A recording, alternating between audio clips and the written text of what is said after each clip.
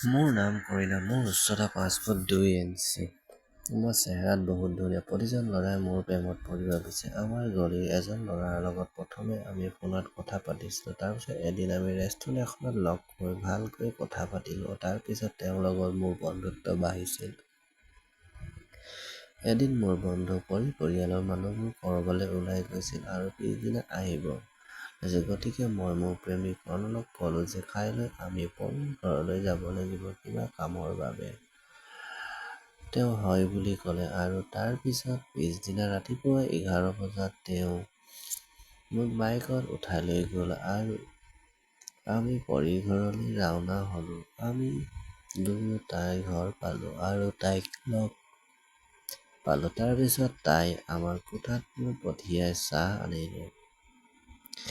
সেইদিনা বৰ গৰম আছিল, গতিকে কোঠাটো সোমোৱাৰ লগে লগে আমি ভিতৰৰ পৰা দুৱাৰ মাৰি AC অন কৰি বিচনাত শুই পৰিলো। তাৰ পিছত আমি কথা পাতিলো আৰু পৰীয়ে আমাৰ লগত লৈ অহা চাহ খালো। তাৰ পিছত অনলে মোক কোলাত লৈ জোৰদাৰ ইনিংছ এটা আৰম্ভ কৰিলে। বিষৰ বাবে মই চিঞৰি আছিলো আৰু কিছু সময়ৰ পিছত মোৰ বিষ কমিবলৈ ধৰিলে আৰু মই উপভোগ কৰিবলৈ ধৰিলো।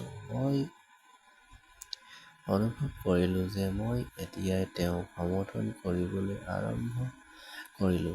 সেইদিনা আমি 3খন মেচ অবিৰতভাৱে খেলিলো। আমি ভিতৰত থকা 2 ঘণ্টা হ'ল আৰু পৰীয়ে দুৱাৰত টোকোল মাৰিবলৈ ধৰিলে আৰু আমি ওলাই আহিলো। পৰীয়ে দুয়োকে দেখি হাঁহিবলৈ ধৰিলে আৰু তাৰ পিছত তাই কফি বনাই আমাক দিলে আৰু কফি খাই আমি তাৰ পৰা ওলাই আহিলো। অনলে মোক অটো এখনত বহিবলৈ দি ক'লে যে তেওঁৰ কিছু কাম আছে।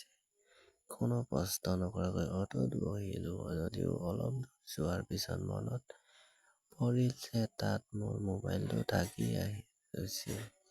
লগে লগে উভতি আহি দেখিলো যে অনলৰ বাইকখন পৰীৰ ঘৰৰ ঠিক সন্মুখতে ৰখাই থোৱা আছে।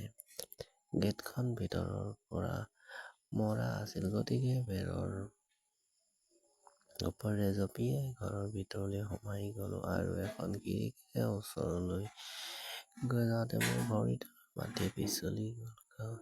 অনল আৰু পৰী দুয়ো ৰোমাঞ্চ কৰি আছিল। মোৰ প্ৰেম আৰু মোৰ বন্ধুত্বই দুয়োটাই মোক বিশ্বাসঘাতক কৰিলে।